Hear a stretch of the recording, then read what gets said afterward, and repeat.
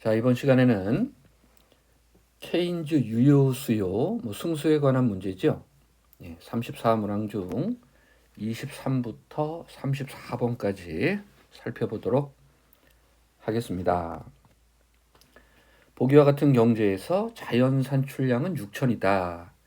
이 경제의 국민 소득을 자연 산출량과 같은 수준으로 만들기 위해 정부 지출을 늘린다면 정부 지출에서 더 늘려야 하는 정부 지출 이렇게 나왔습니다.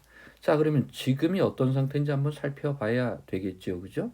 자, 그래서 이렇게 한번 해봅니다. 항상 기계적으로 y는 200 플러스 0.8y 그리고 지금 세금은 500이니까 0.8을 곱하면 400이 되겠죠. 빼기 400 이렇게. 그리고 이제 기계적으로 투자 지출 1000 그리고 정부 지출 200 이렇게 하면 이제 끝나는 겁니다. 그러면 역시 이렇게 싹싹 사라지게 될 것이고 0.2 y는 1000이 되는 거니까 지금은 5000이네요. 5000. 그럼 1000만큼 늘려야 되는 거지, 그지? 근데 이거 너무나 단순한 승수입니다. 따라서 어떻게 되는 거야? 1-b분의 1, 1-0.8분의 1, 곧 0.2분의 1, 곧 승수는 5가 되는 거죠. 그럼 5천에서 6천만큼 1000을 늘리려면 승수 5에다 도대체 얼마를 곱해야 되느냐? 200을 늘려야 합니다. 현재의 균형 국민소득은 완전 고용 국민소득보다 1750이 작다. 그럼 조세와 국제무역이 존재하지 않는 가장 단순한 모형에서 한계 소비 성향이 0.6이다. 그럼 기계적으로요. 1 빼기 b 0.6분의 1, 0.4분의 1 항상 하다 보면 기계적으로 나오게 되는 거죠. 2분의 5 이렇게요. 그렇죠? 자, 그러면 도대체 2분의 5에다가 얼마를 곱해야지 1750이 되는가? 4 빼가지고 여기다 5분의 2 이렇게 곱해주면 되겠죠? 5, 3, 15, 5, 7에 5, 3, 15, 5, 5, 25, 350. 따라서 350 곱하기 2 하면은 700이 되는 겁니다. 한계 소비성이 0.5이고 소득세율이 20%이다. 소득이 30만 원 증가할 때 바로 이렇게 하는 거죠. 한계 소비성량 B 1-T 그리고 여기다 Y가 되는 거니까 2분의 1 곱하기 소득세율이 20%다. 0.1을 뺀다. 0.8 10분의 8이다. 그리고 소득이 30만 원 증가했다. 그러면 이렇게 싹싹 싹싹 빼주면 10이라는 거 바로 나오죠. 이렇게 기계적으로 하셔야 됩니다. 물론 기계적으로 하기까지는 좀 생각을 하면서 가야 되지만 케인즈학파 비교한 문제, 고전학파 이론의 특징, 그리고 옳은 것만을 고르는 게 고전학파. 고전학파는 어떻게 되는 거야? 신축적이다. 그렇죠? 화폐하고 실물은 구분되어져 있다. 이분법 이렇게요. 그럼 총 공급 곡선이 수평이다라고 하는 것은 누구 생각이에요? 이건 케인즈 생각이고 재정 정책의 변화가 총 생산에 미치는 영향을 강조한다. 정부 지출 승수 케인즈. 케인즈입니다. 케인즈. 물론 고전학자들대로 한다면 고전학자들은 총 공급선이 수직이 돼야 되는 것이고 재정 정책, 정부 지출을 증가시키면 투자하고 소비가 딱 그만큼 줄어든다. 고전학파는 완전한 구축을 이야기합니다.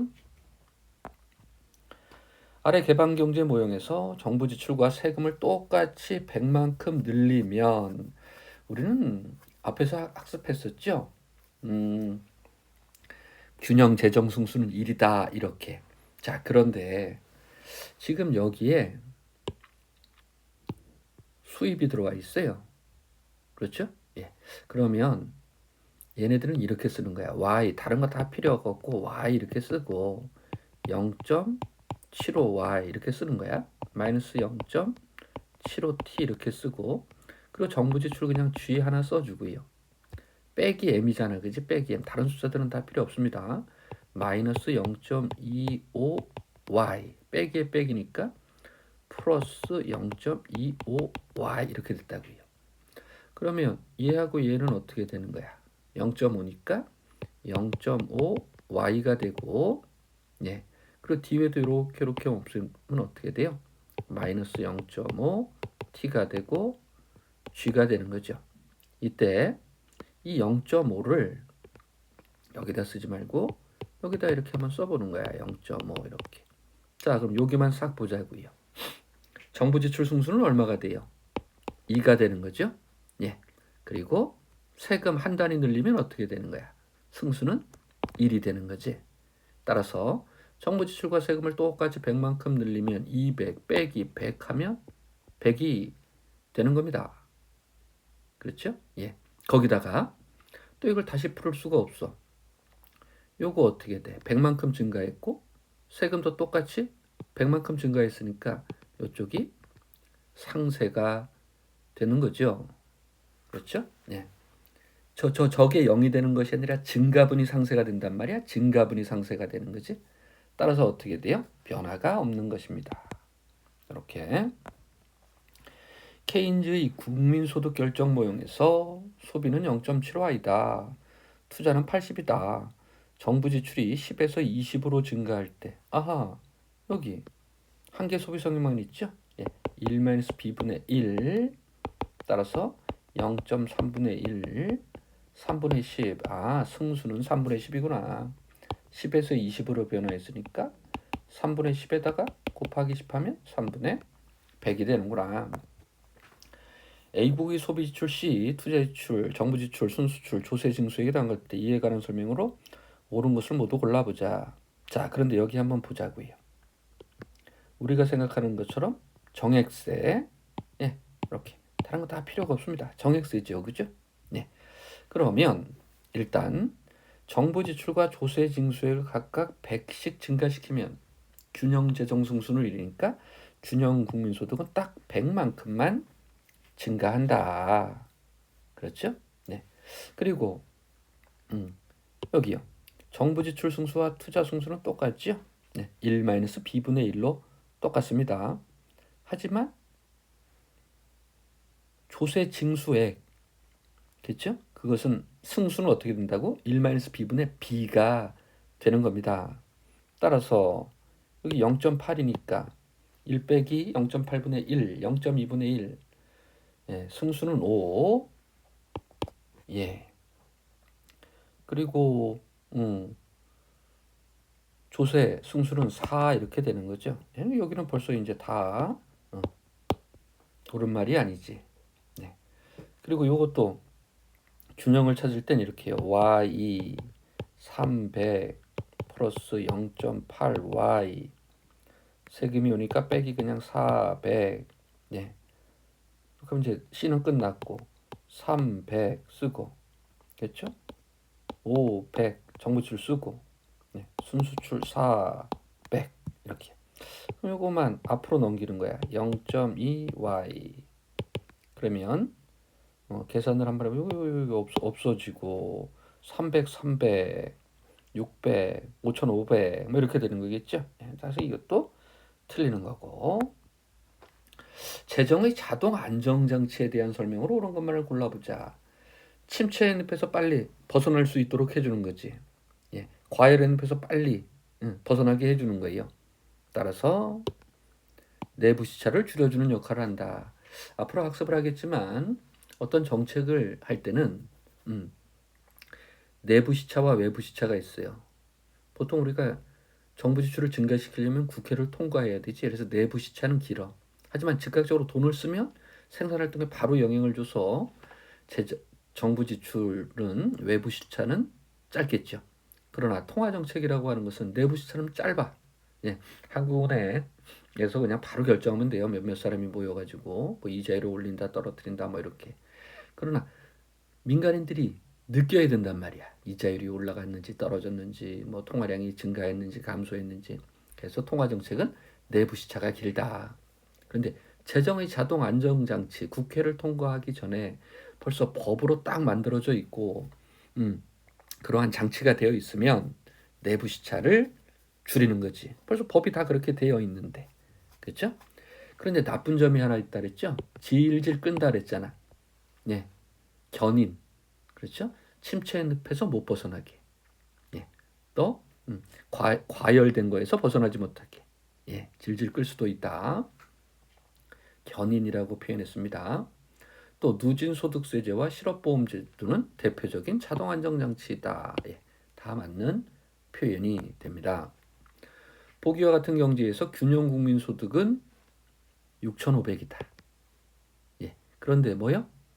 투자 지출이 2,000으로 증가한다. 지금 투자 지출이 얼마예요? 1,500이잖아. 500이죠, 그죠? 500만큼 늘리는 거지. 자, 여기 다른 거 없어요. 네, 그럼 어떻게 돼? 1-b분의 1 딱 쓰고, 아하, 0.5분의 1 2구나 2. 그치? 네. 근데 정부 지출 승수가 2니까 2 이래 놓고, 그렇죠? 얼마 늘었다고요? 500 늘었어요. 그러면 1000이 증가할 거야. 6,500에서 1000이 증가하면 7,500이 되는 거지. 또 정부 지출 승수와 투자 승수는 2로 동일함을 알 수가 있습니다. 이건 왜 써놓은 거야, 근데? 앞에가 값이 똑같은 게 있어야지 뒤에 뭐 비교하게 하지. 참 우리를 어리숙하게 보고 있는 겁니다. 자, 어떤 나라의 국민소득을 Y라고 할 때, 아이고, 이 숫자 아주 그냥 막 여러 가지 또 다 나왔다. 자, 근데 한번 보자. 정부 이전 지출을, 이전 지출이라는 건 뭐야? 내가 안 쓰고 가게 너가 한번 써봐. 그러면 바로 정부 이전 지출이 50만큼 증가해서 생산활동이 50만큼 초과 수요가 되도록 해서 생산활동을 증가시키는 게 아니지. 항상 어디를 먼저 가는 거예요? 가게를 거쳐서 가는 거야. 따라서 이렇게 B, TR 이러면서 계속 B제곱, TR 이렇게 계속 붙게 되는 거죠. 그렇죠? 네. 근데 정부 지출을 50만큼 감소시킨다면 어떻게 된다고? 바로 생산활동을 50만큼 감소시키는 거죠. 그래서 우리가 이랬잖아. 델타 G 플러스 B 델타 G 플러스 B 제곱 델타 G 이런 거예요. 그렇죠? 네. 따라서 어떻게 돼? 저기 정부 이전 지출이라는 것은 1-b분의 b 뭐 이런 것하고 비슷하겠지, 그지? 정부 지출 승수가 더 큰 거야. 정부 이전 지출 승수보다. 따라서 어떻게 돼? 똑같이 50만큼 증가시키면 생산활동 줄어드는 겁니다. 근데 50만큼 증가시키면 생산활동 커지는 거야. 근데 정부 지출 승수가 결국 크니까 어떻게 돼? 균형 국민소득은 감소하게 된다. 따라서 어떻게 돼? 국민소득이 감소하게 되니까 처분 가능 소득도 당연히 감소하게 되고, 그로 인해서 소비가 감소하게 되는 거지. 예. 그런데 처분 가능 소득, 우리의 소득이 줄어들었으니까 어떻게 되는 거야? 정부에서 걷어들이는 세금도 줄어들겠지요. 줄어들겠지. 예. 거기다가 어떻게 돼요? 예.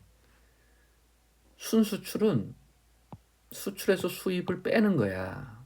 우리의 소득이 줄어들었으니 수입도 줄어들겠지. 그럼 순수출은 증가하겠지요. 이렇게. 다 이거 숫자 나왔다고 해서 직접 푸는 게 아닙니다. 앞에서도 그런 문제가 있었죠. 다 보는 게 아닙니다. 보는 것만 딱 보는 거야. 고전학파와 비교한 케인즈 이론의 특징. 아까는 고전학파의 특징이라도만 이번에 이제 케인즈 이론의 특징. 그리고 옳은 것을 골라보자라고 하는 겁니다. 케인즈는 어떻게 되는 거야?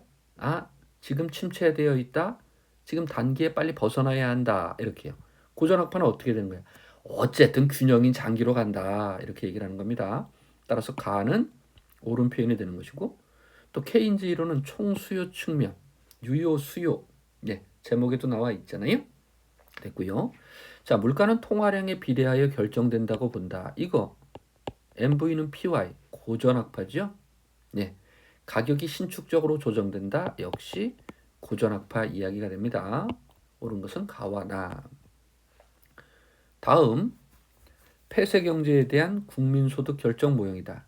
정부가 총생산을 잠재 총생산 수준과 일치하도록 조정하려면 정부 지출의 변화는 이렇게 돼 있다고요. 자, 그런데 일단 잠재 총생산 수준은 알려주고 있어요. 그렇지? 그러면 지금 균형 수준이 얼마인지를 살펴봐야 되지. 예. 그러면 또 이제 기계적으로 하는 겁니다. y는 100 플러스 0.8 그렇죠? 그리고 여기 이제 이런 놈이 붙어져 있잖아. 그래서 빼기 50 마이너스 0.25 y 이렇게 붙여주는 겁니다. 그리고 투자 지출 200 그리고 정부 지출 50 이렇게요. 자, 그런데 이제 문제는 어디냐면 일단 100 튀어나오고 여기랑 하면 어떻게 될까요? 1 빼기 0.25 0.25는 4분의 1 그럼 4분의 3이잖아, 그지? 4분의 3이니까 어떻게 돼요? 더하기 0.8에다 4분의 3 하면 0.6 y 그 다음에 이제 똑같이 빼기 40 플러스 200 플러스 50 이렇게요. 예. 그럼 요놈이 이제 이쪽으로 넘어오면 0.4y가 되고 네. 요거 10 310 뭐 이렇게 되겠네요.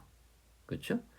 근데 여기는 10분의 4인데 이쪽에다가는 2분의 5를 곱하면 되는 거야. 네. 따라서 2분의 5니까 어떻게 될까요? 2